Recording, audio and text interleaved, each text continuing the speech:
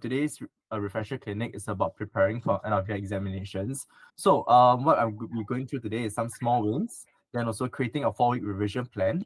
I think this is something that all your mentors have gone through with you before during our phase 1 exam skills module. Then I'll also be going through some tips on how to avoid common mistakes when you prepare for exams. And lastly, our accountability section. Okay, first, small wins. Do you guys see these timetable, practice paper tracker, and some proof of practice papers done on Slack? So Yeah. do you guys do the same thing for your with your mentors? Yeah, I do. Yeah. I'm still doing it now. Great. So these are actually screenshots from one of my students that I have right now. So he's actually, doing his timetable every week to make sure that he is, making sure he's doing his practice papers every other day to prepare for his exams and also his revision and tuition and all that. So you guys also can notice how, there's different colors to represent different subjects. And, we always talk about task batching. And of course, he sends me practice papers that he does as evidence, and showing that he's actually doing well. And then lastly, in the top left part, it's the practice paper tracker. Yeah, so one good way, right, to track, whether you're improving or not is to, just type out what marks you're getting. And then over time, right, maybe 2-3 weeks of doing practice papers, you eventually see the marks increase as you put in more effort and then you're learning from your mistakes. And that's when, you feel more motivated to do well in exams. So first, let's do a quick content refresher. So does everyone here remember what is a 4-week revision plan? Yes.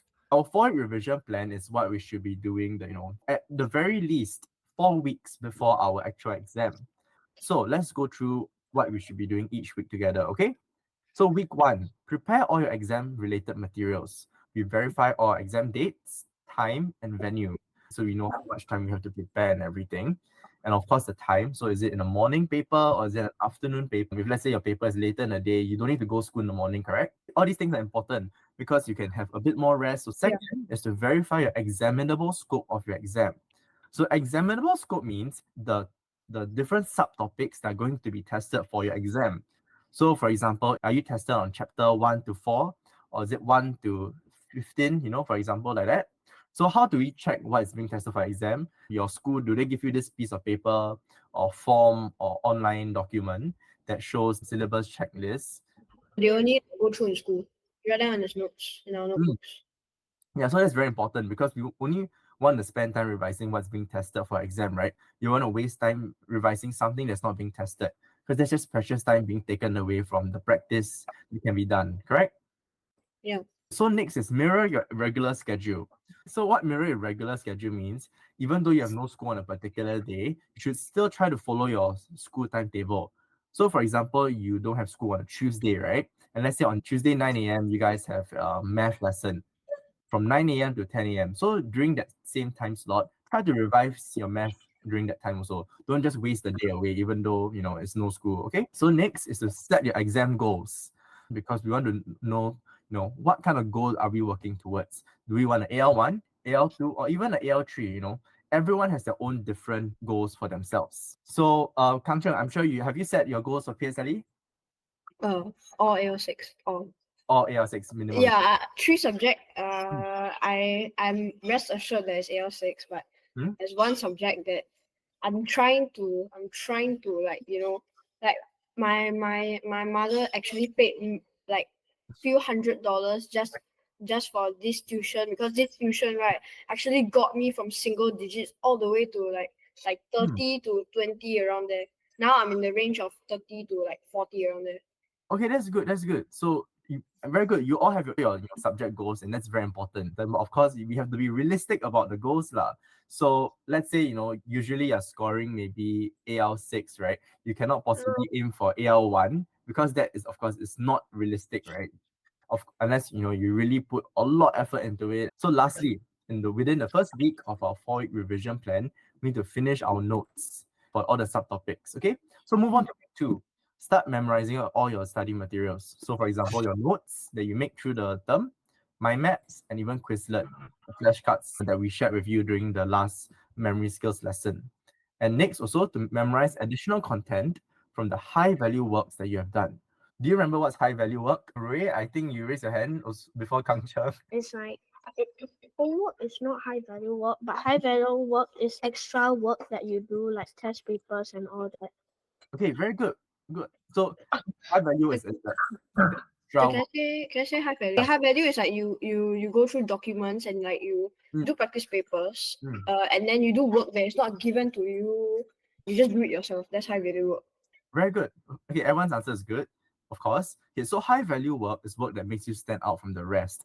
So these can be extra work, for example, doing past year papers, practice papers from different schools, different years, and or even watching documentaries that are related to what's being tested in exam.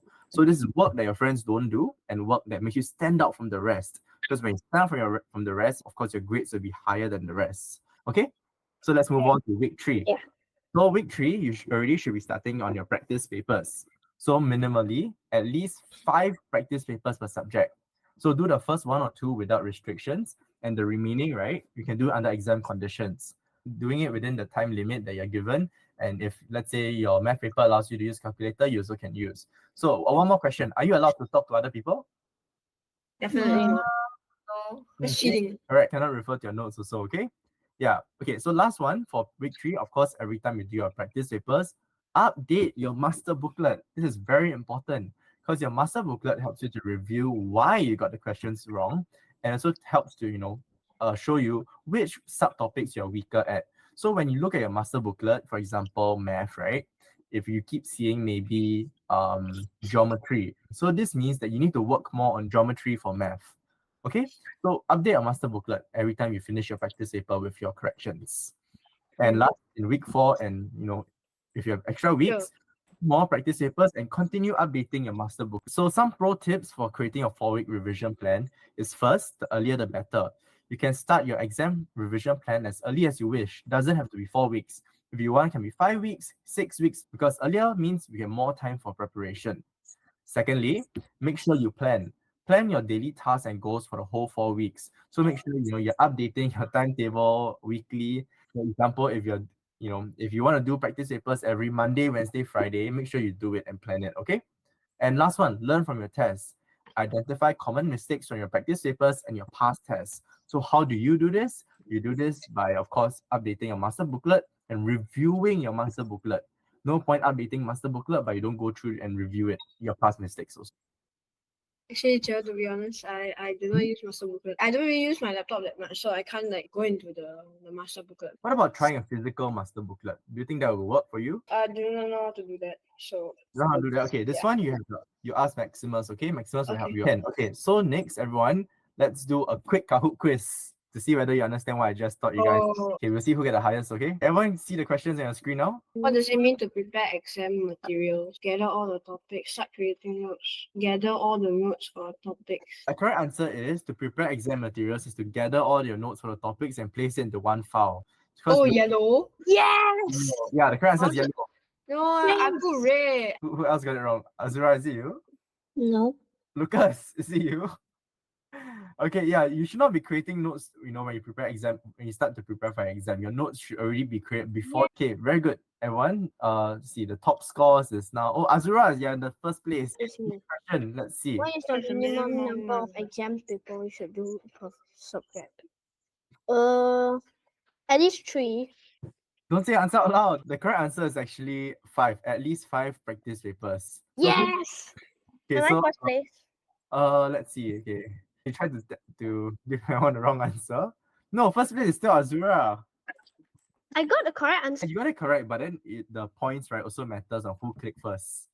Oh, okay, I get. Okay, next question. What do we need to prepare exam materials? Oh, okay. Properly, yeah. So the mothers won't nag at us. That's definitely not. I got a bad feeling about this. Oh. Oh, One person got it wrong. So the correct answer is to memorize everything so it's all in one place, okay? Yes. That's how you prepare exam materials. Okay, next one. I just get everything correct. Okay, Oh so- yes, I'm first place. Let's go. Okay, good job, Yusha. Good job. Okay, Oh, okay, but it's good job. Okay, let's move on with class, okay? Some common mistakes, right, that you may make when you revise for exams is, first, always remember, practice makes perfect. Don't waste time making notes and reading a textbook. These are things that will not help you to prepare for exams at the very last minute, okay? So what you should be doing instead is to practice. And how do you practice? Use the master booklet to see which subtopics you're weak at. because we want to target, the weaker topics first, so we can, so we can practice more on that, so we don't make the same mistakes during the exam itself, correct? Okay, next, work hard, play hard. So during this period, does everyone, have lesser time to take breaks, enjoy, and watch TV, that kind of stuff? Me, definitely. Me. Yeah. Number one, me. Azura, I see you're very Me sometimes, like just sometimes. A lot less. a lot less, yes. Okay. So, because we're preparing for exams, it is normal for your play time to be reduced. Okay. Oh, come here, 30 minutes or none. That is really quite little. But of course, PSLE is very important. So, Yeah. this is normal. Bring So yes, always be prepared to reduce playtime near your exam season and focus on revision for the next 1 to 2 months. Because after that, you have your holidays already. You can have more time to enjoy during then. Okay? What did you say just now? Does it feel stressed with PSLE? I think for everyone, right, like generally PSLE, everyone says the first major exam. So of course you feel a bit more nervous than maybe your usual SA or end of year exams.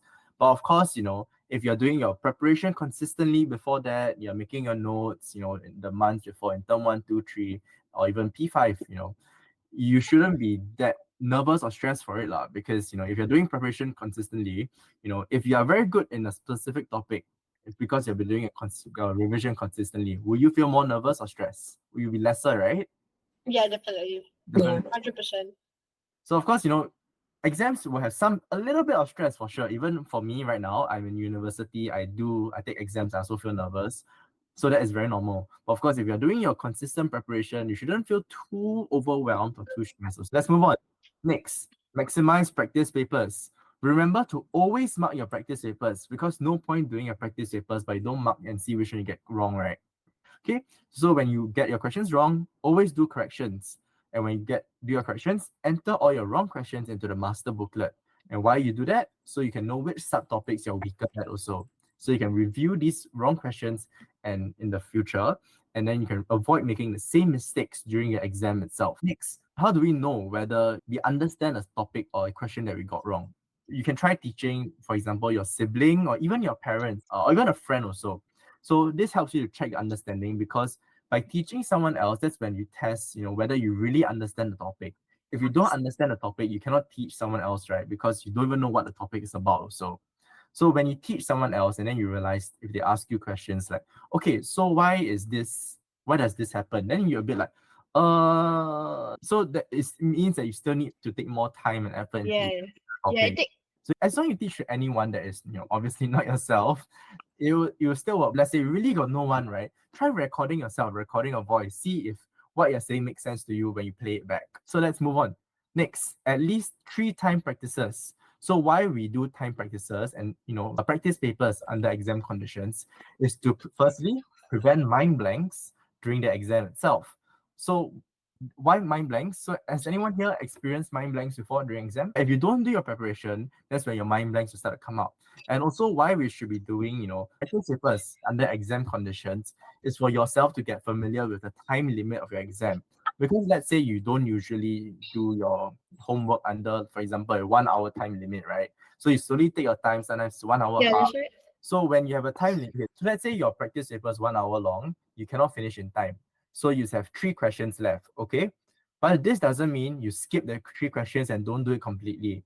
You circle these 3 questions. Then you continue with the rest and then you go back after But your when you calculate your marks, don't include the 3 questions that you didn't do. But of course, if let's say you got the 3 questions wrong, still put in your master booklet. Okay? Yeah. Because you still want to test your understanding, even though you may not have the time to finish it within the time limit. So lastly, do not use your electronics during breaks. So when you're having break time in between your study sessions, right, don't use your phone or don't watch TV, that kind of stuff. Because using your electronic devices can actually make you forget what you just learned or did in the last 10 minutes. Instead, try healthier habits, meditation, or even just, looking out the window, just breathing, relaxing, enjoying some fresh air. go out for exercise. Yeah, Like that go or like run. Yeah, I can run, take a walk. Okay, all these will help you to improve your attention span and also help you to focus better and like a bit reset yourself for the next study session. So don't use your phones or electronics or even play your games during your break times. Okay. So next, accountability section. So I want everyone right now to try and create your 4-week revision plan now. So I'll give you guys about maybe 10 minutes. I understand that some of you, your exams are just around the corner. So if let's say your exam is 2 weeks away, just do a 2-week revision plan right now. So in those weeks, right, at least write what you plan to do. For example, at how many practice papers per day, per week, or maybe specific subjects that you want to work on more. Okay, great. Azura, do at least 2 papers per subject every week, 30 minutes lunch, study 10 minutes, break 3 minutes, come home early to do papers during the week.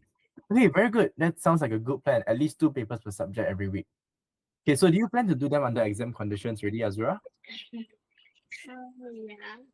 Yeah, okay. Lucas, what about you? How's your 4-week revision plan coming along? Send it inside Slack. Okay, let's take a look. Revise notes week 1, memorize notes, revise. Okay.